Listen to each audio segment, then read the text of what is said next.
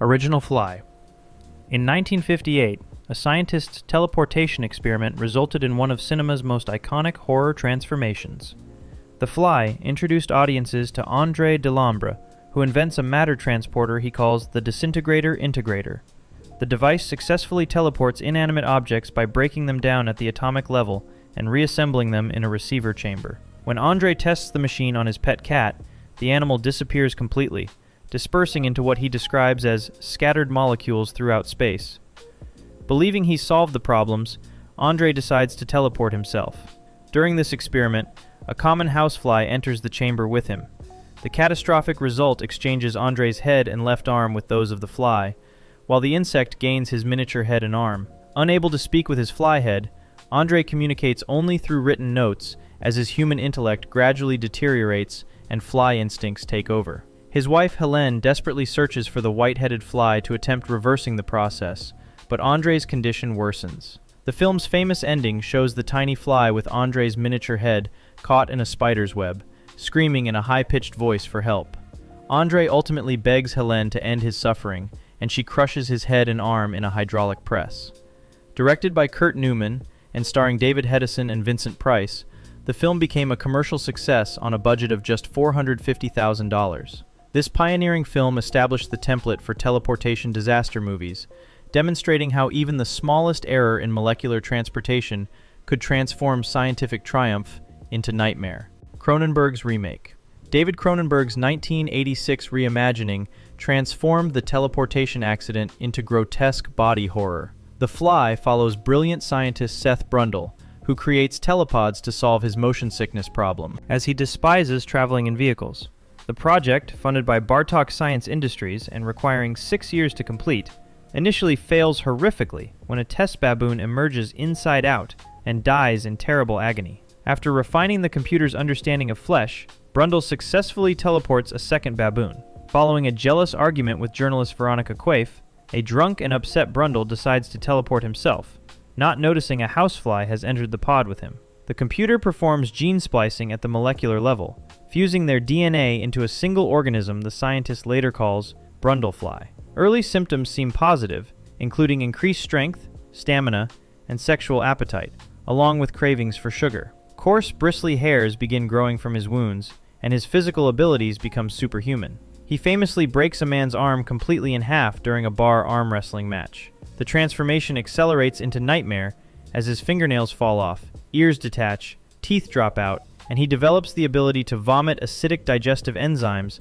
onto food before consuming it. Brundle documents his deterioration on videotape throughout the process. In desperation, he attempts to fuse himself with Veronica and their unborn child to dilute the fly genes. But during this final teleportation, he's accidentally merged with broken telepod machinery. The resulting creature, a grotesque fusion of insect, human, and metal, can only gesture silently to Veronica, begging her to end its suffering with a shotgun blast. The film, starring Jeff Goldblum and Geena Davis, cost $15 million and grossed over $60 million worldwide, winning the Academy Award for Best Makeup. Cronenberg elevated teleportation horror to philosophical tragedy, using the transformation as a metaphor for disease, aging, and the inevitable decay of the human body, with practical effects so realistic that reports claimed audiences fainted during screenings. Enterprise disaster. Star Trek the Motion Picture delivered one of the franchise's most horrifying moments when routine teleportation became fatal nightmare. Released in 1979 and directed by Robert Wise, the film depicts the newly refitted USS Enterprise receiving 2 crew members via transporter beam from Starfleet Command. Commander Sonak and a female officer, played by actress Susan Sullivan, are beaming aboard when catastrophic malfunction occurs. The transporter's sensor circuits and pattern buffer fail, leaving insufficient signal at the Enterprise end to successfully rematerialize the subjects. The 2 victims begin to partially rematerialize in severely disfigured, distorted forms as the system struggles with corrupted data. The female officer's screams of agony fill the transporter room as Captain Kirk frantically demands answers. The shaken ground control responds with chilling words. Enterprise, what we got back didn't live long, fortunately. The brief 90-second scene violated Star Trek's usual optimism about technology, reminding viewers that matter energy conversion carried inherent dangers. Transporters had been depicted as routine and safe throughout the original series, making this accident profoundly shocking. The director's edition, released in 2001, actually enhanced and extended the scene, removing Kirk's original "oh my god" reaction because test audiences had laughed inappropriately, killing the tension. This teleportation disaster became one of Star Trek's most memorable moments precisely because it showed the dark side of the franchise's utopian technology, suggesting the victims remained conscious during their failed rematerialization. Hell Portal. Event Horizon proved that teleportation disasters could transcend physical malfunction and become gateways to literal damnation. This 1997 science fiction horror film, directed by Paul W.S. Anderson, depicts the experimental spacecraft Event Horizon, which disappeared in 2040 while attempting to reach Alpha Centauri. 7 years later, in 2047, the ship mysteriously reappears near Neptune. A rescue crew aboard the Lewis and Clark investigates, finding the vessel apparently abandoned. Dr. William Weir, the ship's designer, played by Sam Neill, explains the gravity drive technology, meant to fold space-time for faster-than-light travel. The recovered video log reveals horrific truth. The crew is shown in grainy footage screaming in Latin, "Liberate tu temet ex inferis," meaning, "save yourself from hell," while mutilating and killing each other in graphic ways. The gravity drive successfully opened a gateway, but not through normal space. Instead, it breached into what Weir describes as a dimension of pure chaos, pure evil, strongly implied to be hell itself. The ship spent approximately 7 years in this nightmarish dimension and returned with malevolent sentience and telepathic abilities. It begins tormenting the rescue crew with hallucinations based on their deepest traumas and guilt. Weir becomes possessed, gouging out his own eyes and declaring everyone will join the ship in that unimaginable place. Captain Miller, played by Lawrence Fishburne, sacrifices himself by detonating explosives to separate the ship's sections and send it back through the portal. The film cost $60 million but grossed only $42 million, becoming a box office failure. However, it has since gained cult classic status for its cosmic horror approach, suggesting some destinations should remain forever unreachable. The original 130-minute cut was heavily edited to 96 minutes, with lost footage from the longer version damaged and unrecoverable. Time displacement. The Philadelphia experiment imagined World War II invisibility technology accidentally becoming a temporal catastrophe. This 1984 film, directed by Stuart Raffill and starring Michael Pare and Bobby DeCicco, depicts a supposed October 28, 1943 experiment on the destroyer escort USS Eldridge at Philadelphia Naval Shipyard. Two sailors, David Herdeg and Jim Parker, witness strange electrical phenomena when the Navy attempts to make the ship invisible to radar using electromagnetic fields. The experiment catastrophically malfunctions, creating a wormhole that teleports them 41 years into the future to 1984.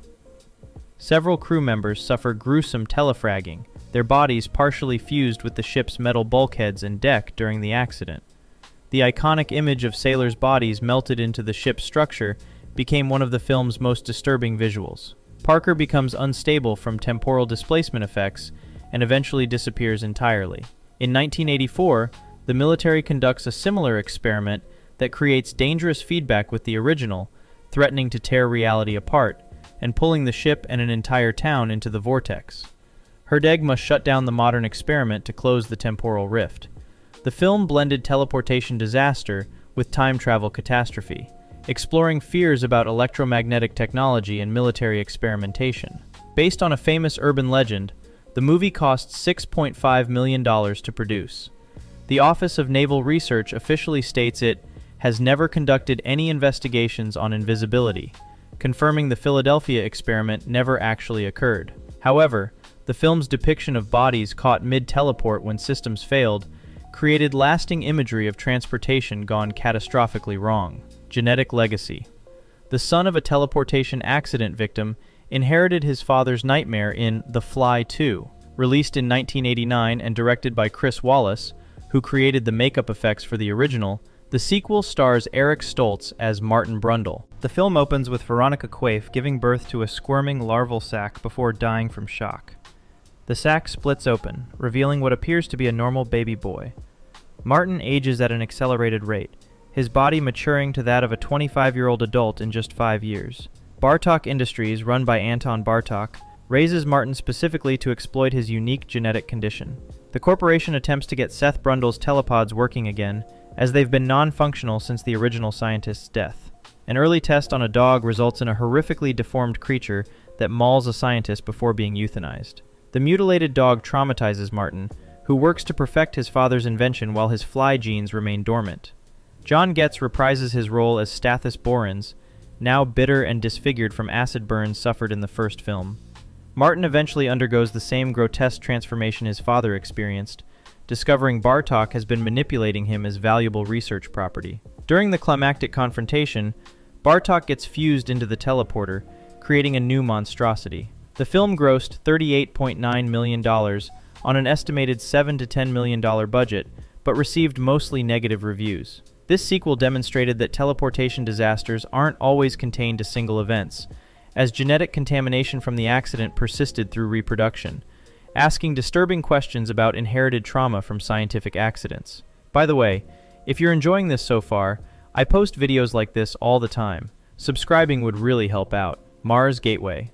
Doom used teleportation technology as the vector for demonic invasion in this 2005 video game adaptation. Directed by Andrei Bartkowiak and starring Carl Urban and Dwayne Johnson, the film depicts a teleportation device called the Ark, discovered on Earth in 2026 and moved to Area 51. The Ark controls a wormhole with its other end opening at an ancient Martian city called Olduvai, enabling instantaneous transport between Earth and Mars.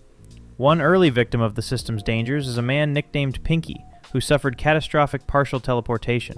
The film describes his accident with dark humor. He went to one galaxy while his lower body went to another. Pinky now uses a wheelchair with a motorized lower half resembling a motorized scooter. Ancient Martian civilization was destroyed after their own teleportation device opened a portal to hell, and human experimentation with a Martian chromosome creates demon-like monsters. These creatures escape through the Ark to Earth, threatening planetary contamination. John Grimm destroys the Ark by throwing a grenade through the portal during the final confrontation. The film cost approximately $60 million, but grossed only $58.7 million worldwide, becoming a box office bomb. Critics noted the film departed significantly from the video game's supernatural Hell Portal storyline, attempting to rationalize demons through science fiction rather than embracing horror. The Ark's dual nature as both functional transportation device and infection vector updated Event Horizon's Gateway to Hell concept for the 2000s, though audiences preferred actual supernatural explanations over rationalized teleportation disasters. Missing organs. The low-budget indie film, Savage Planet, delivered perhaps the most viscerally disturbing teleportation failure ever filmed. In this 2007 direct-to-video release directed by Andrew Prouse, a group of explorers teleports to an alien world for scientific investigation. The system becomes dangerously overloaded when too many people attempt simultaneous teleportation, straining the equipment beyond its designed capacity. One explorer materializes at the destination with a catastrophic error. He's missing a large chunk of his internal organs from the torso section, leaving a visible gap through his midsection. Unlike fusion accidents like the Fly, or distortion failures like the Star Trek disaster, this represented simple subtraction. The explorer arrived incomplete, suffering from injuries no surgery could possibly repair. A 2008 article by IO9 described this as possibly the sickest teleportation disaster ever, and the image of the partially materialized victim became notorious among fans of teleportation horror. Low-budget independent horror often pushes boundaries mainstream films avoid, and Savage Planet demonstrated the mathematical nightmare of matter transmission. If the system loses even a small percentage of atomic data during transport, the subject arrives as a grotesque, incomplete person. This visualization forced audiences to confront what happens when teleportation doesn't mix your molecules with something else, or scramble your pattern, but simply fails to transmit everything. The missing torso horror showed that incomplete teleportation could be just as nightmarish as any fusion or transformation disaster. Blade Corridor. Galaxy Quest turned teleportation infrastructure into comedy by questioning absurd science fiction design choices. This 1999 film, directed by Dean Parisot, stars Tim Allen, Sigourney Weaver, and Alan Rickman as washed-up actors from a canceled science fiction show who are recruited by actual aliens. The Thermian aliens, who believed the show was a documentary, built a real starship called the NSEA Protector based on television episodes. The ship's digital conveyor system, essentially a teleporter, leads through the chompers, a rotating corridor lined with crushing blades and grinding mechanisms. Gwen DeMarco, played by Weaver, lampshades the complete absurdity while facing this deadly obstacle. What is this thing? I mean, it serves no useful purpose. Her original line used stronger language, but was dubbed to, well, screw that, for the PG rating, with Weaver deliberately making the dubbing obvious as protest. The scene, inspired by the rotating blade corridor in Event Horizon, creates genuine tension despite its comedic context. DeMarco must time precise runs through the chompers while guiding Jason Nesmith via communicator, demonstrating how television show illogic becomes deadly when built in reality. The film cleverly inverted teleportation disaster tropes by questioning why any civilization would deliberately design deadly obstacles into their own transportation system. The chompers exist purely because they looked dramatic on a TV show, not because they serve any actual function. This satirized Star Trek's occasional inexplicable ship hazards, while acknowledging that teleportation systems become disasters when designed by scriptwriters prioritizing spectacle over safety rather than by actual engineers. Cloning machine. Christopher Nolan's The Prestige featured teleportation technology that functioned perfectly, yet created horrifying ethical consequences. Released in 2006 and based on Christopher Priest's 1995 novel, the film stars Hugh Jackman as Robert Angier and Christian Bale as Alfred Borden, rival Victorian-era stage magicians competing to create the perfect illusion. After believing his rival possesses actual teleportation technology, Angier travels to Colorado Springs seeking Nikola Tesla, played by rock legend David Bowie. Tesla creates a functional machine, but warns ominously that it will bring only misery. The device doesn't actually teleport. Instead, it creates a perfect duplicate while leaving the original intact. Angier tests it on top hats, creating piles of identical hats visible in Tesla's laboratory, then on a black cat, producing multiple living cats. Back in London, Angier uses the machine for his stage illusion called The Real Transported Man. During each performance, the original Angier falls through a trapdoor into a water tank beneath the stage and drowns, while the duplicate appears at the theater's back to thunderous applause. The film reveals a warehouse filled with water tanks, each containing the corpse of a drowned Angier duplicate. He hires blind stagehands so they won't witness the drowning and deliberately frames Borden for murder during one final performance. Each successful show requires Angier drowning himself, knowing a duplicate will receive applause he'll never hear. The film cost $40 million and grossed $109 million worldwide. While the machine technically works as designed, its function reveals the darkest interpretation of teleportation. If creating a copy means the original must die, then every use becomes an execution, making this the most philosophically disturbing teleportation disaster in cinema. Temporal Loop. Triangle combined teleportation disaster with time loop horror, creating an inescapable prison of death and repetition. This 2009 psychological thriller, directed by Christopher Smith, stars Melissa George as Jess, who goes sailing with friends before encountering a strange weather phenomenon.